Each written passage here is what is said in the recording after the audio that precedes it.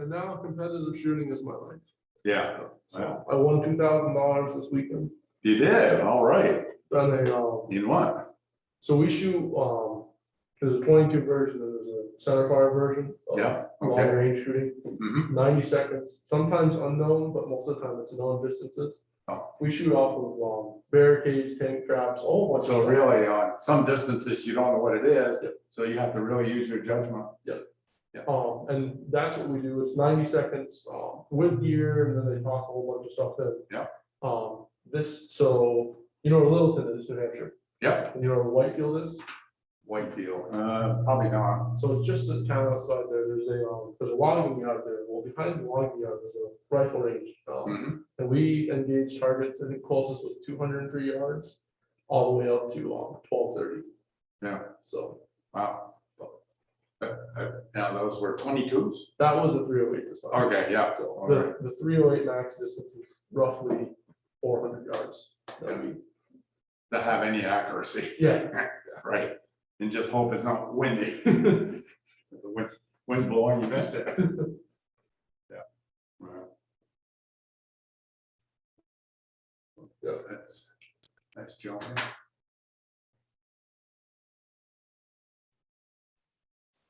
Hello, Hi, John. how you Hello. doing? We're good. Yourself? Good, thank you.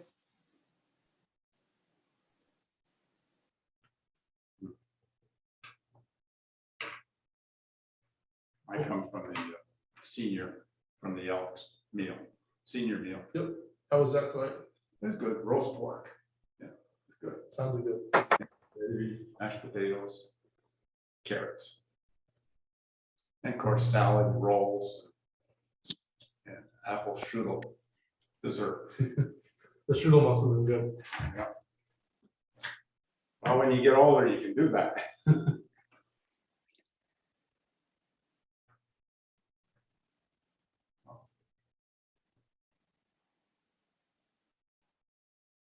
I might.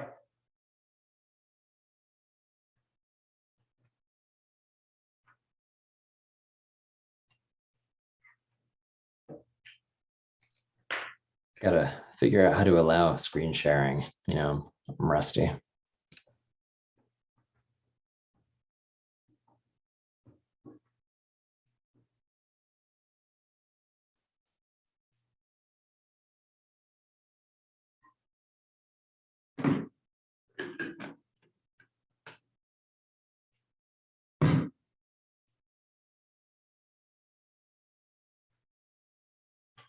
Bill coming tonight? Yes.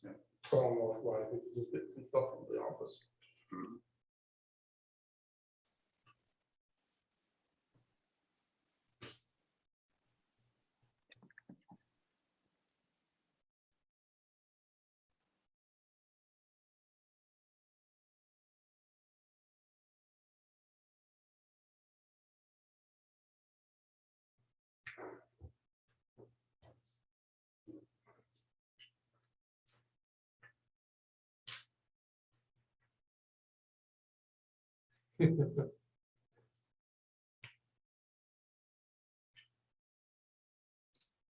Well, I think I got it sorted out.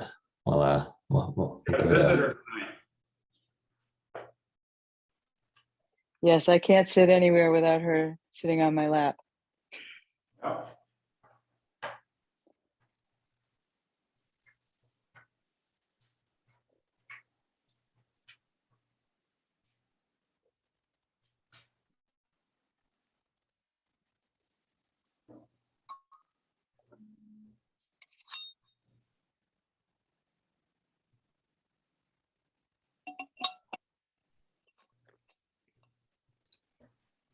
Is Bill gonna? There he is. Good morning, folks, or good evening, folks. Yes. Hello. We got 2 more minutes. We have a quorum. Oh, like 3 o'clock. Yeah, maybe.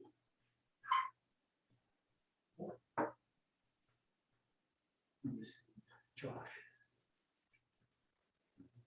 He's the new guy. What's his last acres.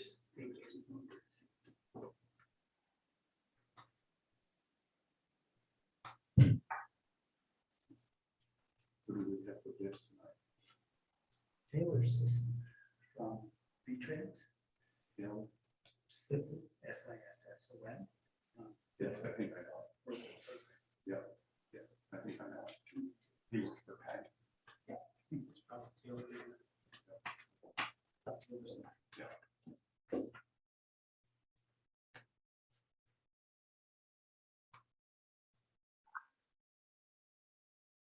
Hi, everyone. Just waiting for the clock to tick over. Hello. I was gonna welcome you, but then I was like, oh, it's almost meeting start time. So I'm gonna, Hold on. see if I have the Sorry. call to order first, but yes, welcome. Thanks. Thanks for making the time. Yeah, sure. How are you, Taylor? Good. How are you? Is that Art I saw? Yes, it is. I'm good, Art. How are you? Yeah, we're good. Good. I miss V-Trans. Do you? Yeah, so Well, keep we'll a we'll good give you word. a small taste tonight, I guess. Yeah, All right, well, it is 6:30, so we're gonna call this meeting of the Transportation Advisory Committee to order. We lost video over in the council chambers, it looks like, but I'm not gonna stress about it right now. But first up on our agenda, are there any adjustments to the agenda of this evening's meeting? All right, hearing none, I'll move on. We'll seek to approve the minutes from our last meeting of September 15th. Unless somebody wants to make any adjustments to those minutes. I'll make a motion to approve the minutes of September 15th. I'll second that. All right, a motion from Joanne, second from Art. Bill, are you furiously taking notes right now? Is that, I just noticed that, sorry, what's that? So Eli is working on notes, and Oh, Eli if he's here, I couldn't tell, so is here in the room with us, but fantastic, all right. he's hiding out of the camera. I see him now, yeah, totally. Sorry about that. Okay, great. So we have a motion and a second. All in favor of approving the minutes from our last meeting? Aye. All right. That's the same two people. Hi. Thanks. Aye. All right, great. That is all in favor. Those minutes are approved. Thanks, everyone. And onward and upward. Next, if we have any members of the public who are here to give us input on something that is not on the agenda, then now would be the time. Don't think we have any members of the public here. So in that case, we can move on to item number 5, which is the Public Works Department monthly transportation report. Bill, do you want to? Oh, actually, before I pass the baton, I just want to note for all of the members of the committee that the idea here is to get information out of Bill, and so not to open these topics up for discussion. But the reason we have this in the meeting is, one, so we know what's going on, and also so that if we see something that is going to require some future attention, then you can flag that for me to get it added to a future agenda. All right, now I'm going to pass it off to Bill. So I guess I won't necessarily go through those slides unless folks had questions. Is that okay with folks? Or would you recommend that I actually walk through them? I don't think, you mean in terms of screen sharing it? I think you can just talk about them in order, and that is fine. Does that sound good to everyone? Mhm. I should be able to find that and pull it up on my machine. I could also just give you prompts if you want. Yeah, prompts would be great. All right, great. The first one was the school zone on Allen Street. There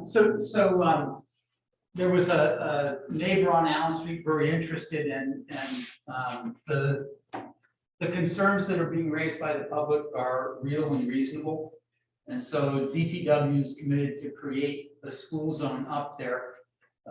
We've looked at the existing alignments and we're gonna provide a school zone. It'll be at the end of I'm gonna characterize it as the residential section when you approach from the north, from the Prospect Street side.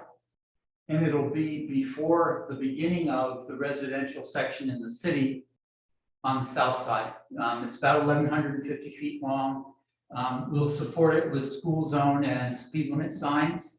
And we're gonna add a crosswalk at Bergeron Place. The school has identified that as a popular walking route. So they walk across through the housing development on the opposite side of the road and walk cross country, literally down to Mill Street and out Mill Street to Spalding for other classes as needed. So it makes sense to put a crosswalk there. In the city's FY24 capital program, we're looking at adding an asphalt sidewalk to Allen Street. Again, we look at that, and even before the school was there, we had a youth population of between 80 and 100 people that don't have a walking route to the downtown. And so it's again, something that's in the works, not current. Oh, I have a quick question for that. Is there interest in the future in working with the school district to create a walking path down to the existing bike path? So I think that's a great example of something that I think is a good route for us to develop. And so we have a Path, Routes and Trails Committee. And this is a case where I think the example where the TAC recognizes this and would ask that we examine it. We can bring that other committee in and they can look at it in the priority setting for themselves. And then that adds a portion of the recreation budget to be available to help with these things. So great idea and an appropriate one. I can tell you that we've also been looking at where Mill Street comes up to something called Blodgett Avenue. We literally have a path that students are using now. It's surrounded by trees and brush, and an adjacent landowner, out of concern for the kids, is actively mowing a path so that kids can walk that path and have 6 to 8 feet of clearance from nearby brushy areas where a potential assailant might hide. So a great idea, looking at building these kind of cross-country paths to make routes connect, and short answer is yes. The Next up, oh, sorry. second quick item, we actually did complete the North Seminary Refuge. It works well. The pop-up that we did really established that it was useful. I'm happy with the way it looks. We've used a very low-cost method. The total cost to put it in was only about $1,800 to $2,000. It's an inexpensive improvement, and we're looking forward to seeing how we work with it through the winter in our maintenance operations. If we find troubles, we can do any more permanent installation. We didn't use any concrete curbs. We didn't do any base. We just put everything we needed to make it safe right on top of the pavement.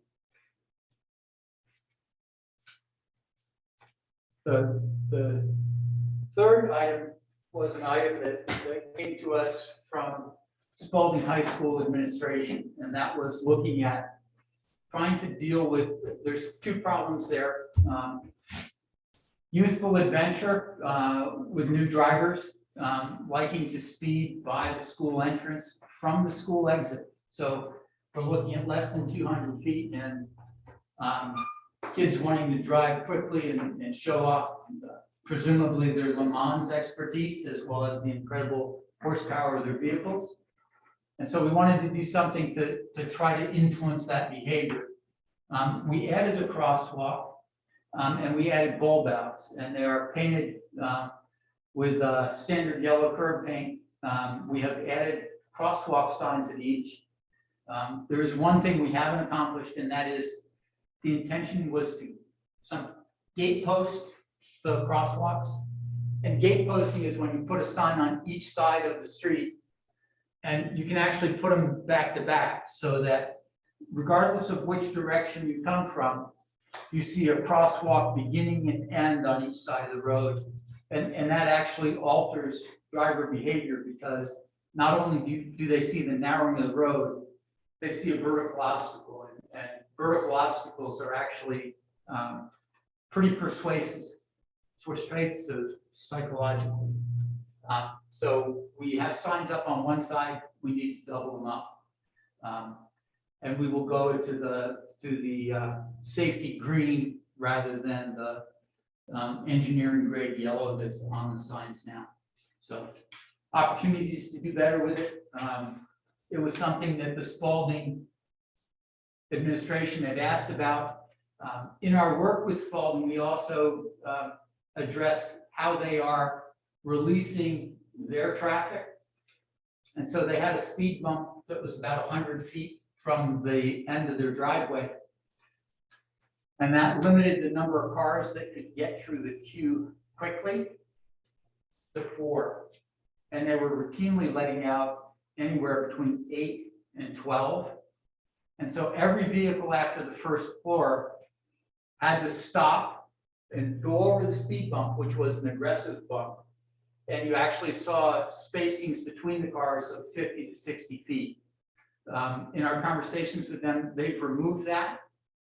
It's actually helped the release from their private parking lot onto the street because once they have a traffic officer present, they're able to allow those cars to come through and they can actually clear more vehicles more quickly because they're closer together. So was a definite success between adding the bulb outs and then working with the high school staff on how they should be addressing traffic control when they release their traffic every afternoon.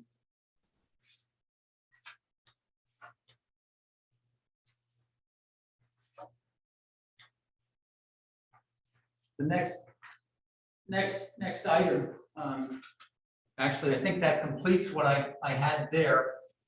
I had wanted to just do a quick set of information on the availability of traffic paint and where the city is would be now appropriate, or I can wait for the Camp Street update if you prefer, Mr. Chairman. Yeah, there were 3 things grouped under other items, which was the speed humps. You still there? I think you guys are spinning circle. Anyway, the speed humps, the paint, and asymmetric sensor line on Hill are the last 3. Very good. We'll wait for that. Thank you. Are those 3 right now? Well, those 3 were in your transportation report as items. I don't know. Yeah, I don't know what the Camp Street report is, and I'm not sure that Hill Street falls under. The Camp Street report was explaining when the project would be finished, and Hill Street's not part of it. But let me pick up the paint issue because it's germane to Hill Street and Camp Street, and the replacement or refresh of our stop bars and symbols. We've had traffic paint on order since the 3rd week in July, and we were initially told we should expect it in 4 to 6 weeks. That order was placed with Sherwin-Williams, so we bought paint from for the last 3 years. We, at the point that they said they were uncertain when it would arrive, and we started getting 10 or 15 gallon allocations from them on a bi-weekly basis, we ordered paint from a company called Franklin Paint Company in Massachusetts. We have been a long-term customer of Franklin Paint for more than 10 years. And we were assured that the benefit of being a long-term customer meant that the $79 price per 5-gallon pail would be held for us, while any new customers were paying $129 per 5-gallon pail. We're assured a 4 to 6 week delivery. We've checked in with them regularly, And the definition of 4 to 6 weeks keeps resetting. Each time we call them, it is just 4 to 6 weeks away. We've gone through 2 production dates with no shipments. And we're at the point where I've talked with the city manager, and we're going to offer a premium, not the full premium that they're charging, the $50 per gallon, 5-gallon pail, but we're gonna offer them at least half of that on a 24 pail shipment, which is half white and half yellow, because our line striping season is coming to a close. Last week would have been possible. This week, with overnight temperatures in the 40s, the ability to dry paint, something that is guaranteed to dry to a non-tacky surface in 10 minutes, easily goes out to 60 minutes. And as much fun as it is to watch paint dry, our guys really don't like doing that. And it doesn't matter whether it's daytime or nighttime, it's just not an activity that we can sustain. So we're looking at paying a premium and seeing if we can get half the order that we placed basically before November 1st. We consider November 1st a shutdown time. We have been using an alternate product. We've been using a standard ceiling paint, not SEALING, rather than what's over your heads in your house. It has had good visual characteristics, but terrible wear characteristics, which is what we expected. So the paint shortage is hurting us in terms of our general program of fall markings, and it's affecting the state, who owes us restriping on Hill Street and Prospect Street still, and they're not complete. And the shortage is so great that they've asked municipalities to identify only new pavement sections. And so we have a short section of Hill Street that's new pavement, and we will have a short section of Prospect Street before next Wednesday that will be new pavement. From Burnham Street to Kent Place, which is basically up the very rough section of pavement on Prospect Street from the bridge to the top of the hill. Not all the way up. So yeah, so the asymmetric centerline item that is on this, it's not it's something that is proposed. Is that's what you're saying? Yes, it is. So we've been moving some of our wider streets that have been simply centerline striped by the state to have an offset center line. And behind that goal has been to start creating parking on the uphill side and to look at having room to demarc a bike lane and narrow up the downhill lane. And we'd like to put that in place on Hill Street this year before it's painted. Again, right now that line is worn out beyond recognition. There's no visibility of a line there. And this is a good time for us to look at trying to move it and see if we can begin getting drivers, particularly coming downhill, to see a narrower lane. We've had a lot of emphasis on Hill Street with the digital speed sign. And again, I haven't read through the results from that, but we do know we've got traffic that's well above the speed limit on Hill Street. Well, thank you, Bill. Next up on our agenda is a presentation from these friendly folks representing V-Trans on the project to work on the intersection of Merchant Street at Maple Avenue. And I will turn it over to Taylor. I assume are you driving, Taylor? Or I will give driving a okay. shot. Yeah. I got to switch windows for a second to turn on. Or actually, no, I don't. I can do it from on here. I'm going to turn on screen sharing so you can do it once I click on the right thing. All right, you should be able to screen share, I think. Okay. Well, before I screen share, I'll just say I'm Taylor Sisson. I'm project manager with our traffic design section at VTrans, and I'm joined tonight by Nick Breedice, one of the project designers in traffic design also. So with that, now I'll give screen sharing a shot.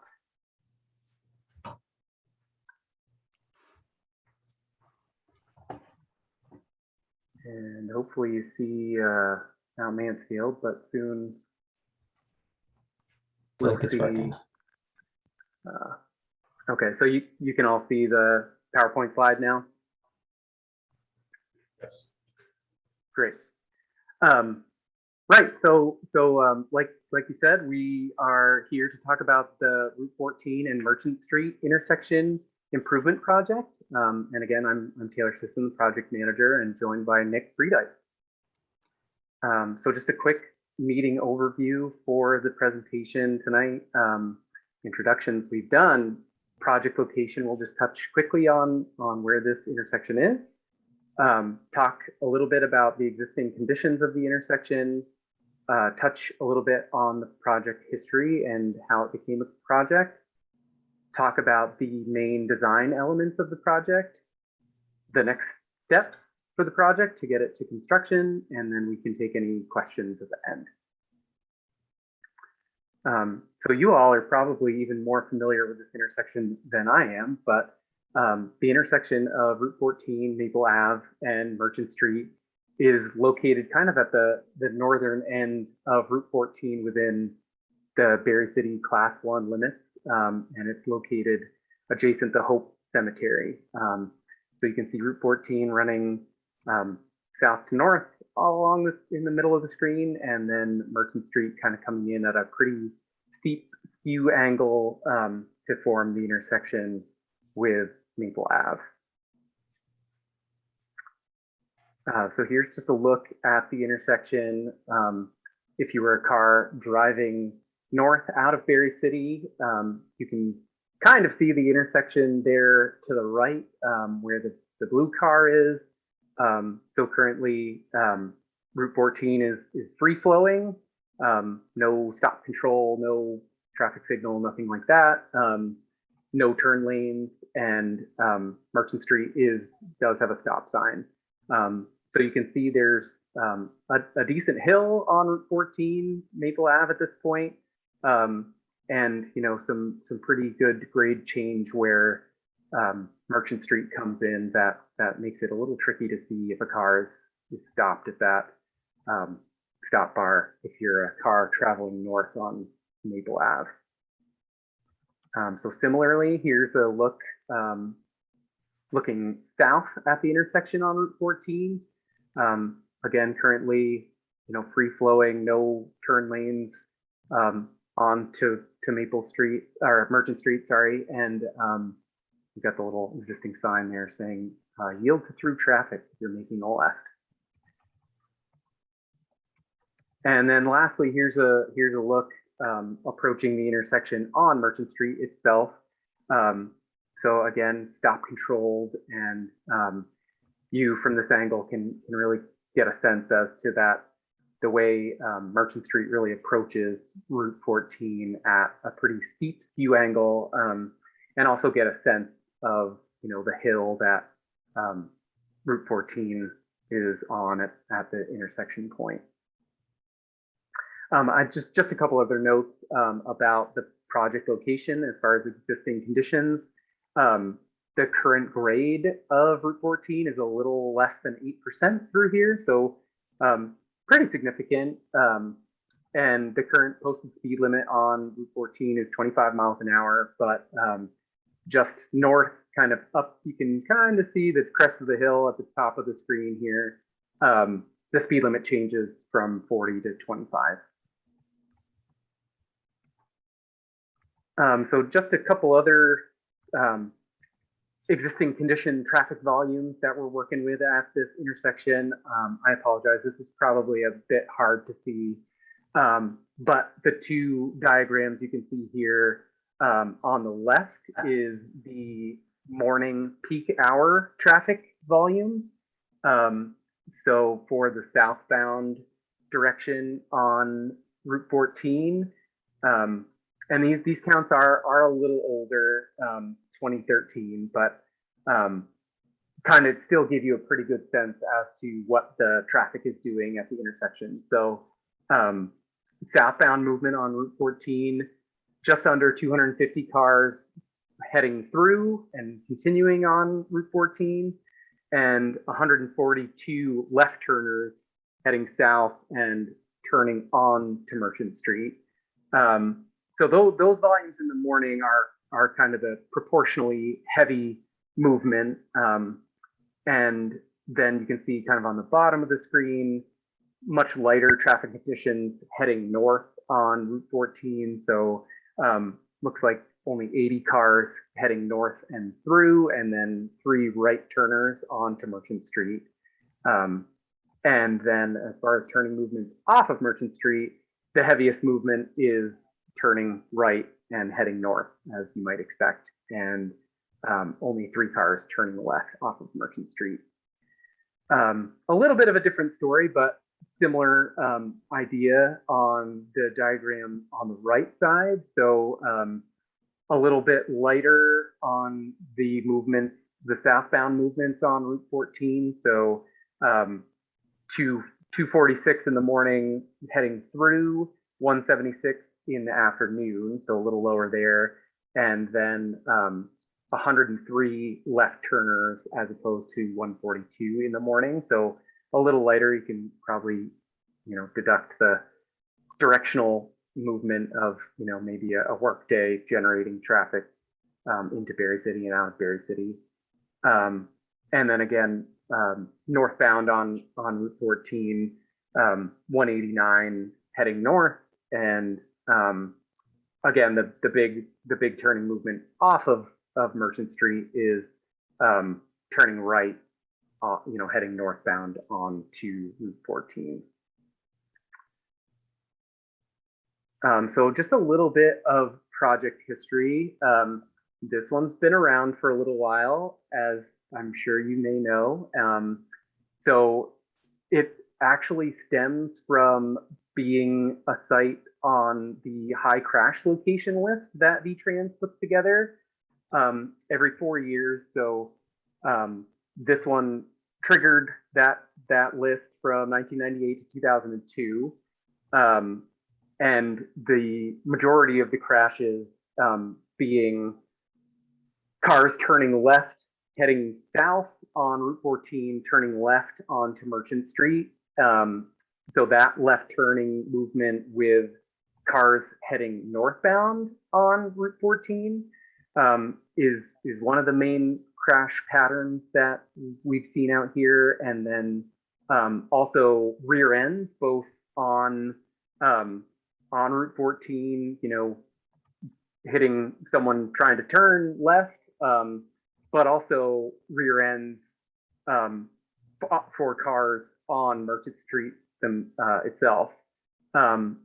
So, the high crash report generated in 2002 stemmed a highway safety improvement program safety study at the intersection, which looked at the intersection in more depth, and actually I think had proposed some smaller fixes at the time, but eventually a larger project was programmed at the intersection in 2004 with the idea of trying to improve on those major crash patterns, being the left turners onto Merchant Street from the north on Route 14 and some of the rear ends going on at the intersection.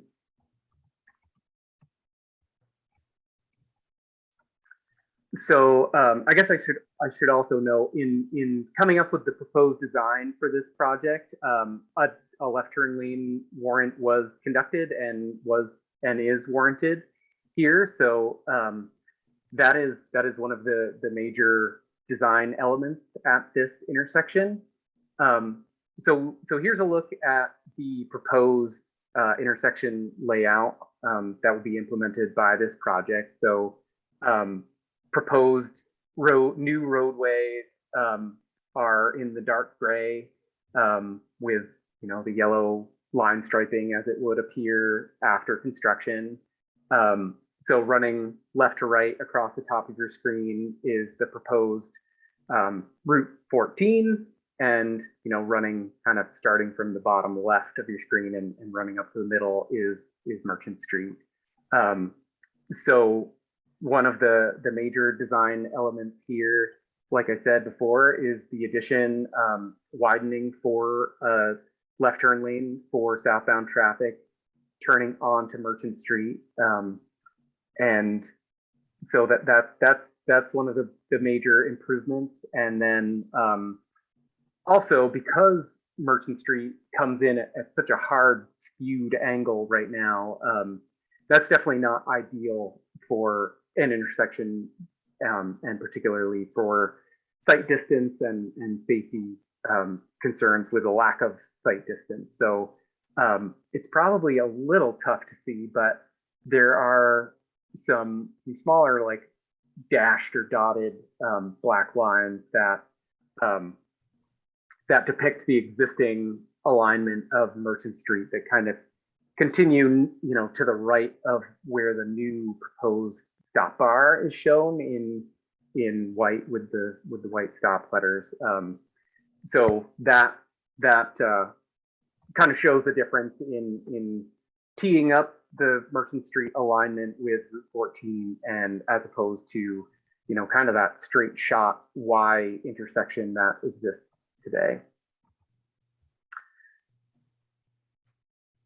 So I hit on those two major design elements, the left turn lane and the realignment of Merchant Street, to tee that up.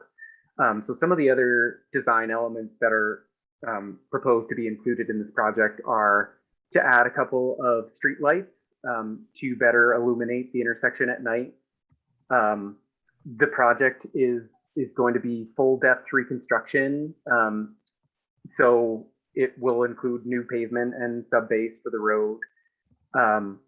We're proposing 11-foot travel lanes, which is kind of the state standard for travel lanes, with 3-foot shoulders on Route 14, 2-foot shoulders on Merchant Street, at least until we have to tie in with the existing width of that town highway.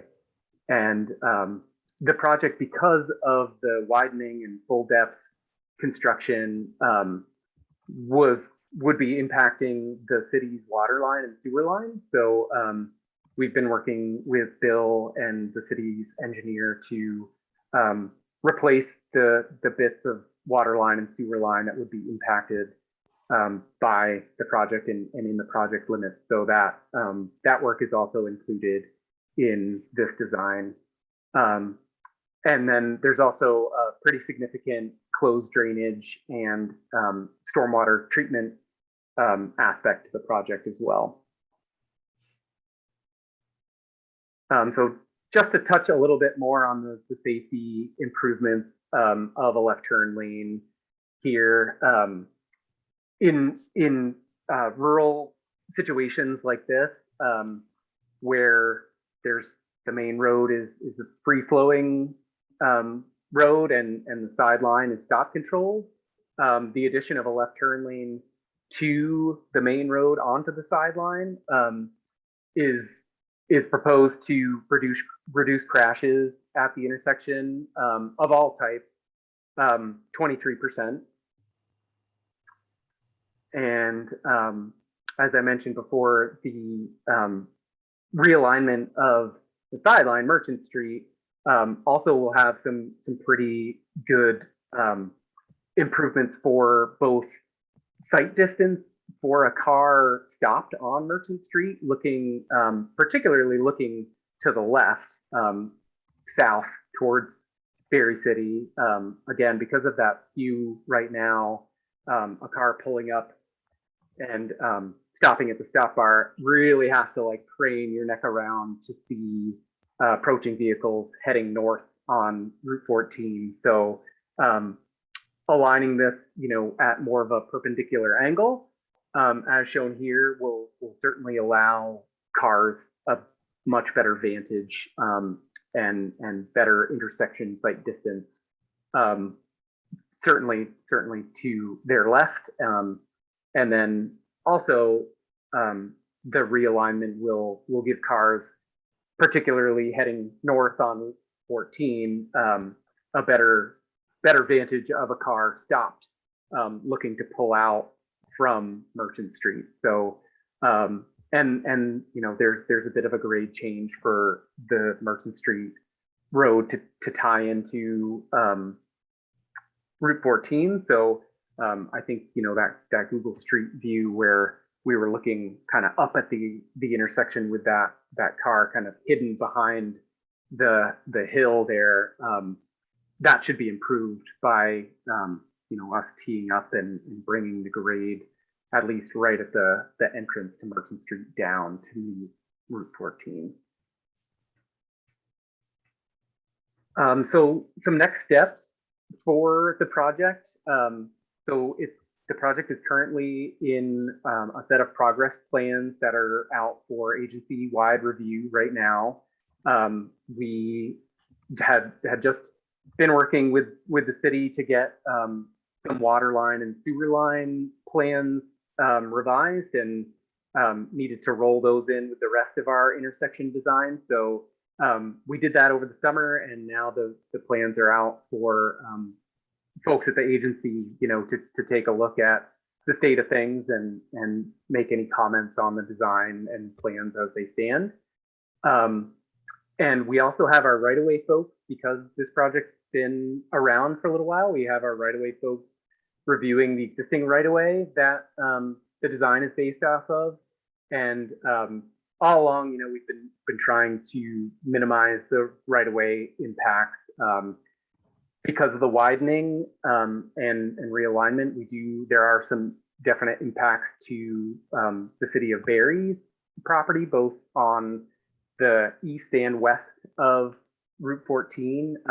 So we, you know, VTrans has been working with the city on that aspect of things all along, but we're trying to keep any other impact to private property to a minimum. So we're working through that process now. The next step after progress plans come back and we make some changes and get our right-of-way lines reviewed, we'll head to final plans and then eventually to construction. And so right now, as long as we don't find additional right-of-way impacts, we're looking at a proposed construction season of 2023. So hopefully that we can try to stick to that and be on our way to get this constructed. The cost of the project currently sits at a little over $2.5 million and is 100% federally funded. Because it was programmed in the Highway Safety Improvement Program, those projects are deemed safety projects and are 100% federally funded. So that sums it up for me. So if folks have any questions, be happy to give those a shot. And I'll stop sharing, but if anyone wants to see a particular slide again, just let me know and I'll pop it back up. All right. Thank you very much, Taylor. Does anyone have any? Taylor. Of course I do. Of course you do. Of course I do. Hey, I noticed you didn't have a break in your yellow line on Route 14, 40-foot intersection break. I was waiting for Double the yellow line. someone to call that out. Oh, good catch. Good catch. Who's designing your project? We've had it. So it's an internal design. It is. So we've got it in-house and have had a couple different hands on it recently. Yeah. Now, can the fire truck make that turn, that right turn? That's a good question. I'm not sure. We would have to take a look at that. But we can do that.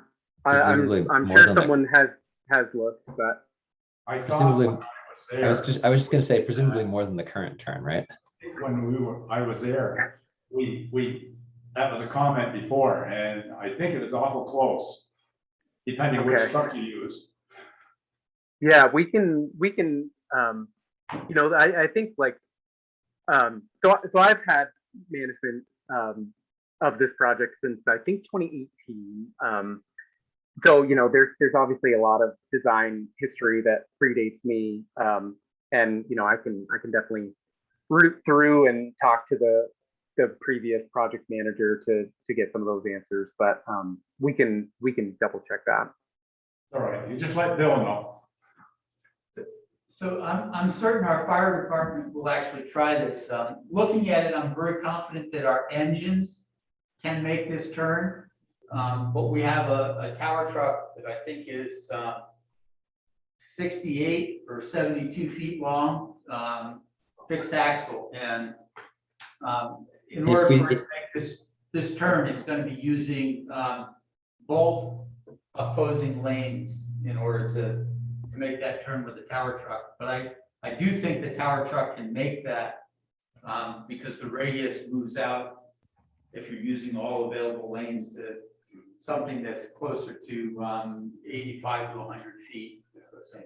And if we start designing our intersections for the tower truck, you're going to definitely see me start jumping up and down.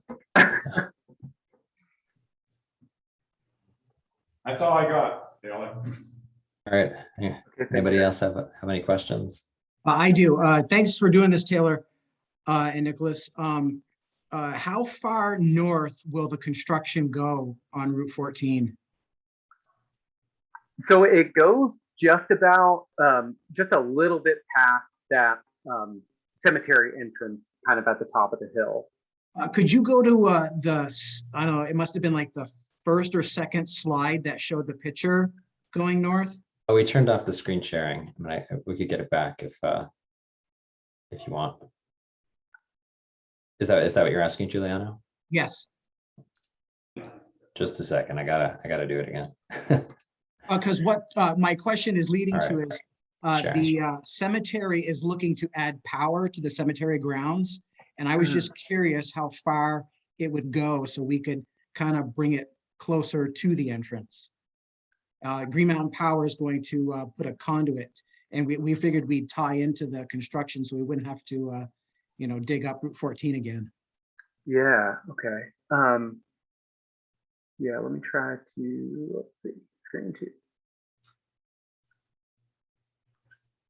Yeah, so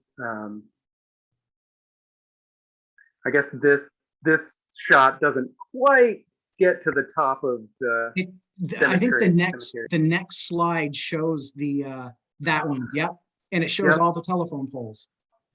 Okay, yep. So how close do you think that's going to go up towards the entrance? So the project kind of ties back in to existing Route 14. Let's see, about 225, 250 feet north of the cemetery entrance. Okay.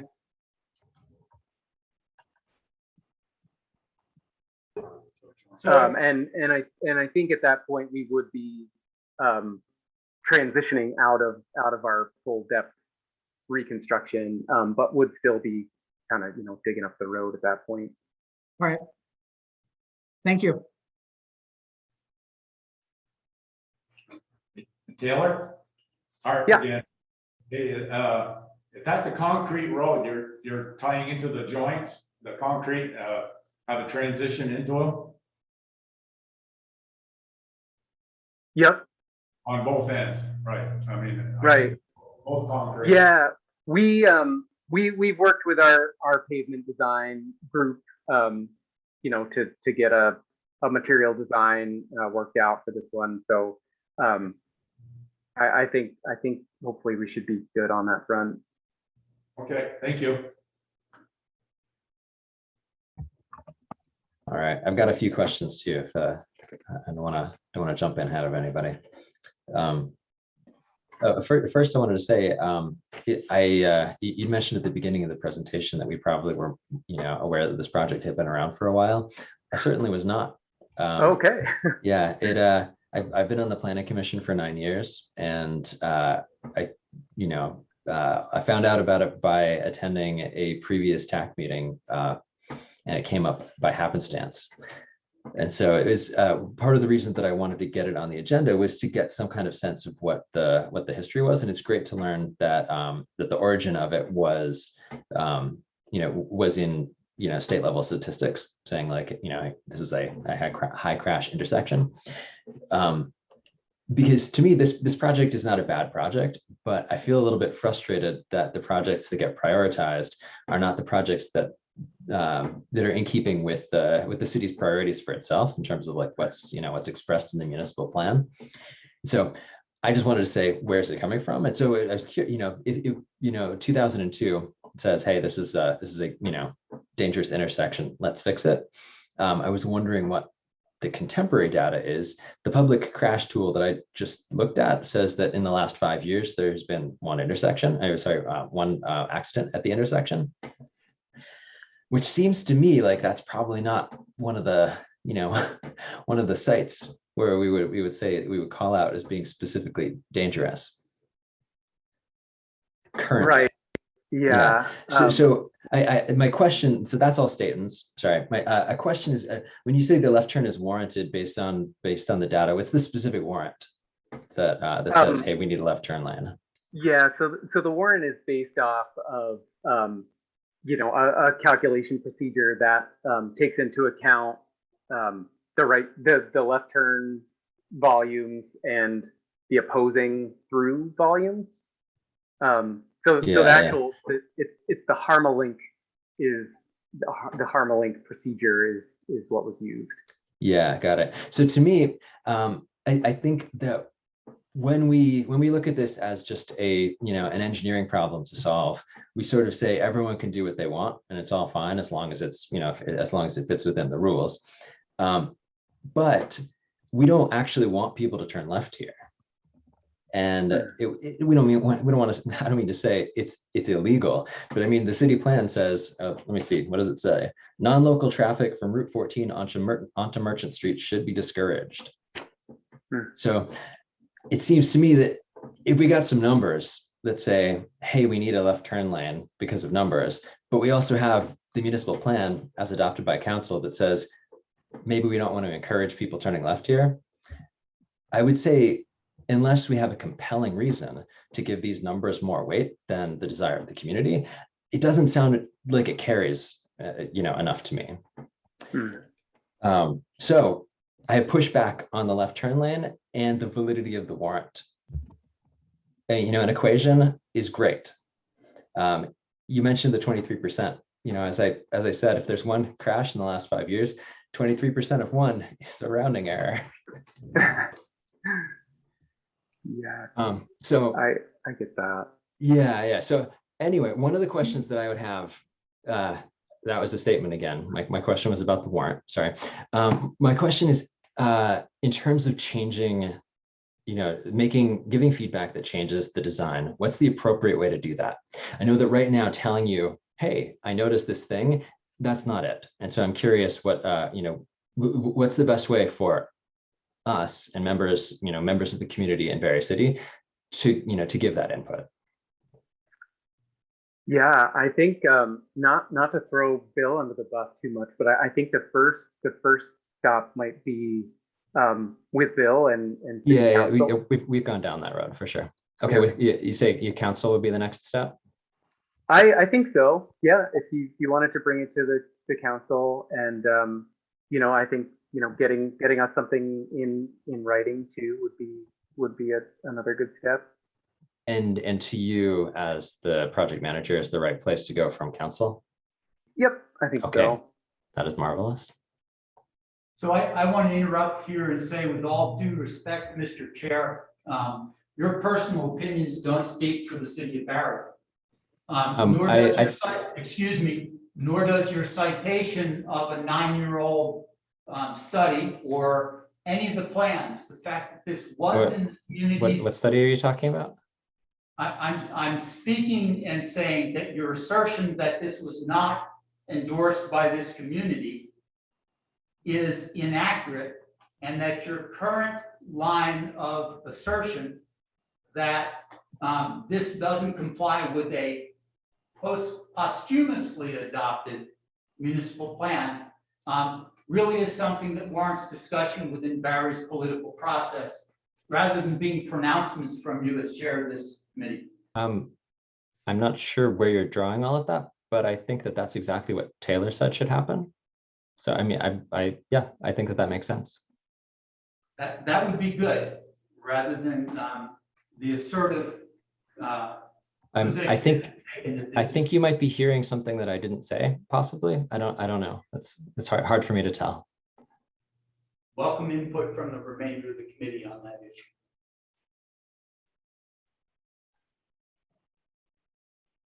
Yes, I'll speak up. Thanks, Art, go ahead.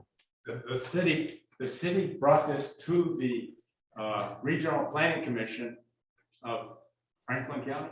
I mean, not Franklin, Washington. Anyways, and they okayed it and they put it on a priority list. And that might have been 2002, I don't know, around there. But if it got programmed in 2004, then it was probably a couple of years before that, it was on the list. And at that time, it was a high priority. I mean, it wasn't that we were looking for a shortcut. Hey, we could have made it a one-way street. How would that do? It's a good question. Joanne, are you raising your hand or sorry? Oh yeah, I Trying to. couldn't see that. Trying to, yes. Yeah, So thank you, I'm Art. curious, I'm going to divert just a tiny bit. I'm curious about, this is the second project now that we've discussed in committee that was a decision that got made anywhere between 18 and 20 years ago. And I'm just curious as to whether that's typical, or is it just that the timeline for this type of project is extremely long? Because it just seems odd to me that that's the length of time it takes from, you get a report and it's a 2002 crash report, and here we are in 2021, and now we're talking about doing something about it. Is that a typical thing? No, I wouldn't say it's typical. And I realize it's definitely also not ideal. But I guess I will say, a big reconstruction project with some of the complex elements involved in this one, with the water line and sewer line. It also, had some pretty in-depth stormwater design needed for permitting and in order to meet federal requirements to use federal funds.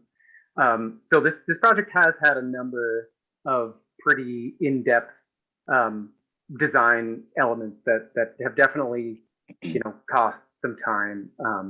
And I can't speak as much for,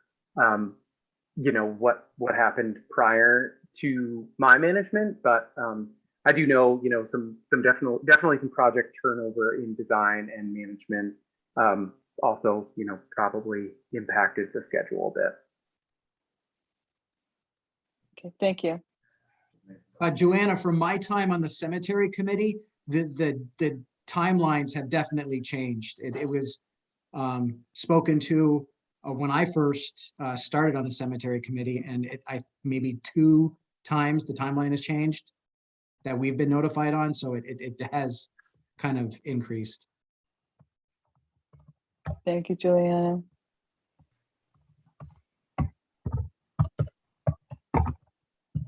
Did anyone else have any further questions? No. All right.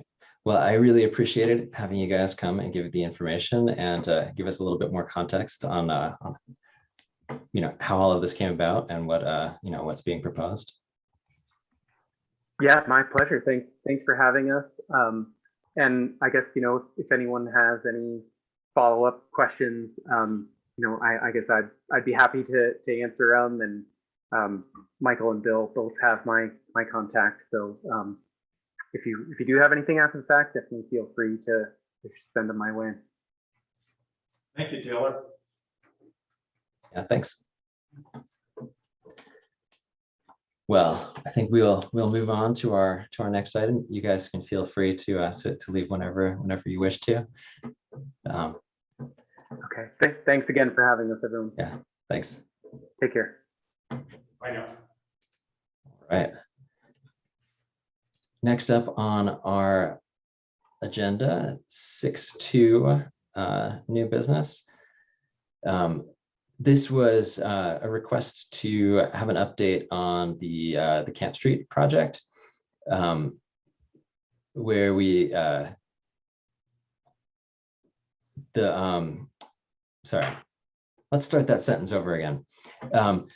There had been advisement from the committee on how to proceed with the project in the May 26th meeting, and then the ask was to say, when would we expect to see that at completion, or just what's the status of it?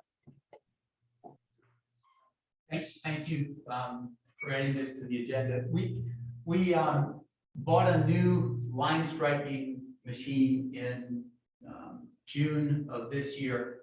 And one of the pieces that we bought with it was a power cart so that we could actually stripe streets that had grades above 3%. And so we had intended to add a bike lane in the section that was repaved, and to do something that extended all the way down to Camp Street. We still intend to do that, but with the shortage of paint, I simply can't accomplish that now. I'm still hopeful. I can say in all honesty, I have not ordered green paint because I've been waiting over 2.5 months for white and yellow. And I certainly can add a green paint to the order, and I will do that. But I think it's unlikely that it will be striped this year. My plan was, based on conversations with the TAC, that I would place edge lines on it rather than a center line, so as to intentionally define where the car should be driving and what was intended to be shoulder. But looking at some research about making lane definition less clear influences drivers to go more slowly. We're looking at not putting in a center line until we arrive at the intersection at Camp Street, where we would place a center line in order to get proper alignment at a stop bar. So we would be looking in the future at 100 to 150 feet approach center line, but we're not planning at this point to stripe the remainder of Camp Street. If you've driven it, you'll note that Barrytown purchased some line striping, and the person doing that striping started in Barry City at Cassie Street. And we are not paying for any paint in Barry Street in order that, and I'm pretty certain we won't be invoiced for it. But at this point, we're looking to try edge lines as a strategy to help address speeding. Wow, well, that's really some interesting news about the Barrytown striping. I sort of wondered what the story was there. Did they put them like way too far into the intersection? This is not something I know about how that's supposed to be. As Art pointed out, there is actually a reserve from the turning point that's supposed to be placed on the line. Because of the angle of that intersection, it's actually not too far into it, but only because the intersection is so heavily skewed. Had that been a 90-degree intersection, that would have crossed over easily, entirely over the lane you drive into. It's just. Yeah, it's interesting to drive there. It definitely creates a little bit of uncertainty. Well, thanks for the update. Does anyone have any questions for Bill on this one? And oh, actually, I had one question. In May, you'd said we had some extra green paint, but probably not enough to actually use for this purpose. No, so It's- yeah. I have roughly 9 or 10 gallons of green paint. Its use last year was we went out and we marked all the storm drain locations in the city so that we could find them in the spring when they're frozen and iced over. So I have a dark green paint. It's not the MUTCD green for bike paths and not enough. This will use about 50 gallons in order to do that. And make it meaningful for the bicyclists. Yeah, and as I recall, the TAC wasn't asking for it to be painted green, and so that was that was something that you'd said it could happen if it was available, and so that's my recollection at least. Well, thank you for the update. That brings us to the end of our scheduled programming. We have to confirm the date of our next meeting.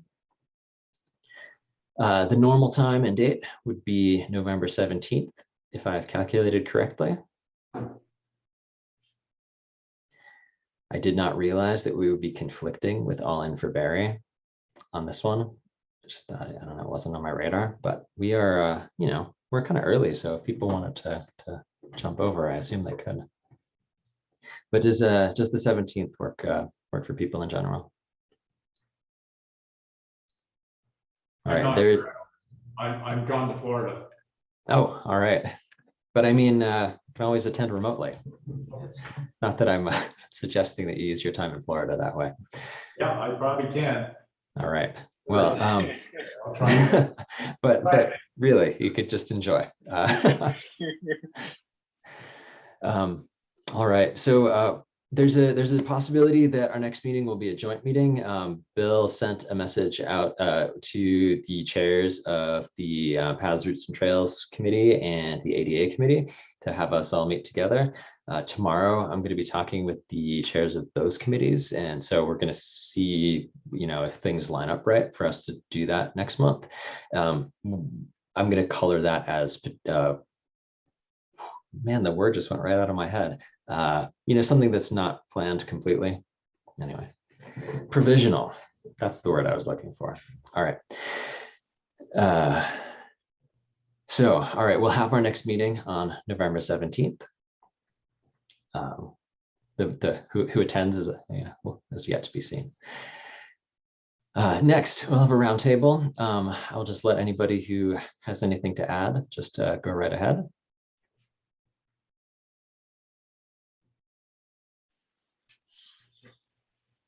Mr. Chair, you had kind of established a list of future items that you were going to be developing. Thank you for bringing it up. When Bill and I talked about the possibility of how to manage these things, we considered trying to get them into SeeClickFix as the database for that. We're not there yet, and so I still have the list that we talked about, but I don't have it posted anyplace as yet. And so hopefully we can get all of these things someplace public soon, but I didn't do it yet. Were you hoping for anything else, Bill? No, that Okay. was basically to identify. We're trying to keep a list. We're trying to figure out how to make it more accessible, and I think the chairs had some good ideas about how we might do that. So. Sorry. Yeah, the idea of having it all inside of like a system that the city already uses is kind of exciting, but in some ways it's not flexible in the ways that we want it to be. So I'm not exactly sure the best way to do it. We might just be putting, some form of document up that's just like, like a list of things with, some descriptions around it, but it's better than nothing. So my intention is to get it up soon. I mean, obviously I would have liked to have done it before now, but it is, it is not real yet. Well, did anyone else have anything to roundtable? I have a question for Bill. I've noticed around the city that the design of the crosswalks have changed. There's a different pattern, a vertical and horizontal pattern instead of the normal vertical pattern. I can explain that, and what drove that for the city DPW was that we're having a lot of difficulty with encroachment on the open striped sidewalk. And the alternative is a diagonally striped, laterally bound sidewalk definition. And it takes much longer to paint them. And so we have made a conscious choice to close that opening so that there's a clear line for the driver. It's an effort to try to deal with a problem that doesn't have a good solution. Because even with, and there are two intersections that are repeatedly a problem for the city. Vermont 62 in North Main, where we have a long crossing distance, and cars are required by law to yield to pedestrians in a crosswalk. We actually have a stop arrow that is up there for the active white portion of the crosswalk signal. But when it switches to the colored count, the arrow goes out, and we have drivers who fail to understand that is a crosswalk and are obliged to yield to pedestrians.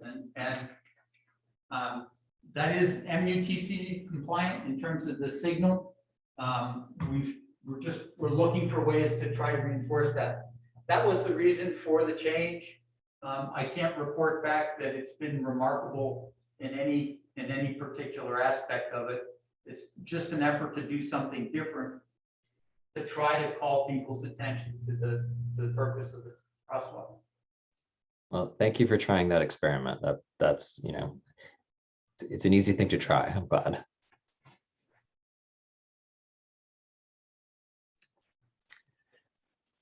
All right. Well, if we've got nothing else, Sorry, go ahead, I was Joshua. waiting.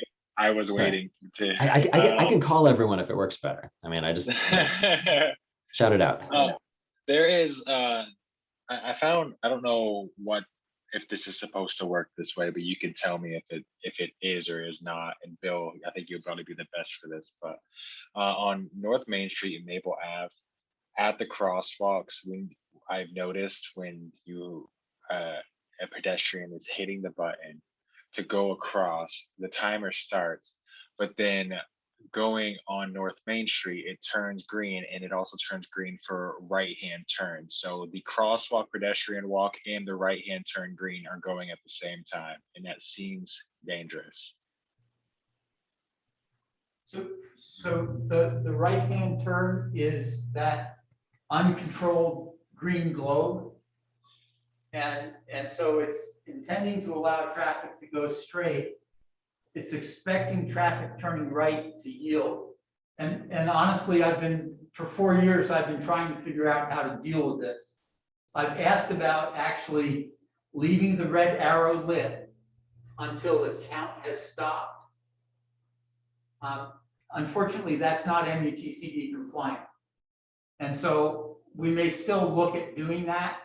The second item that I'm going to be asking VTrans about is adding a yield to pedestrian sign right up where the green light is. Because when a driver's looking at an object, they're looking at it, the green light is what they're looking at. As soon as it turns green, that's where their focus is. And then it shifts to where they're going to drive. If I can put an image in their mind with that green light that is yield to pedestrians, when they look to the right and see a person in front of them, I can't make the connection any clearer than that.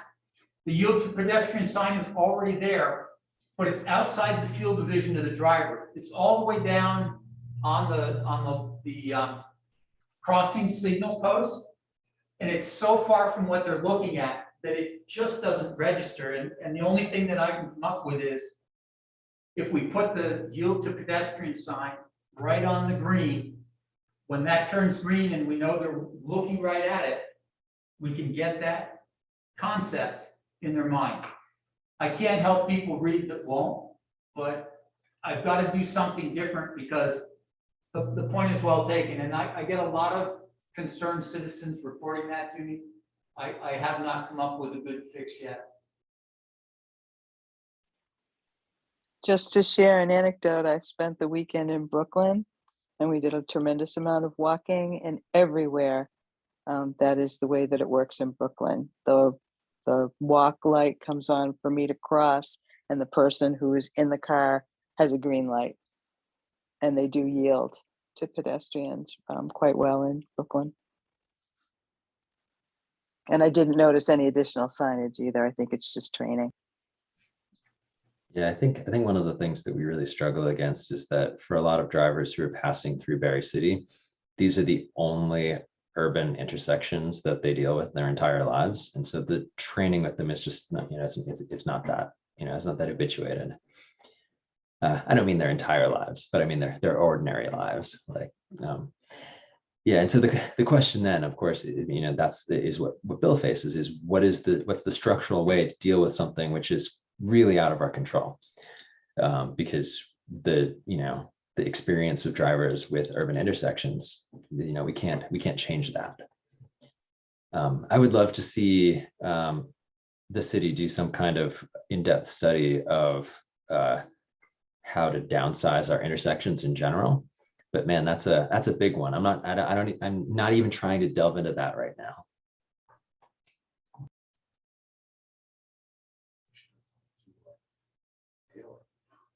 So actually, I will address that briefly, because there are places that we could look and ask for that help. And so VTrans has a research program. And so looking at that, the University of Vermont also has a research center. And so those would be good places to ask that question and see if it's something that could be supported through their budget and opportunity to fund activities. So yeah, so VTrans and EVM was what you said. All right. Well, maybe we'll have somebody come and talk to us from one of those to see what our options are. But that's not on our list right now, as far as unless people are pushing to get that on the list. I'm not going to jam it in because we've got a bunch of things to consider. But yes, as I often say, the success of our city is going to be based on walking connections. That, of course we rely on cars in all of our lives, but the way that we're going to be able to make it into the future is people walking from their houses to to businesses and stores. Anyhow, all right. I don't want to keep us. Does anybody have anything else? No. All right. I would hear a motion to adjourn. I'll make a motion to adjourn. I'll second that. All right. All in favor? Aye. Aye. We are adjourned. Thank you, everyone. Have a good evening. Thank you. Yeah. Good night, everyone.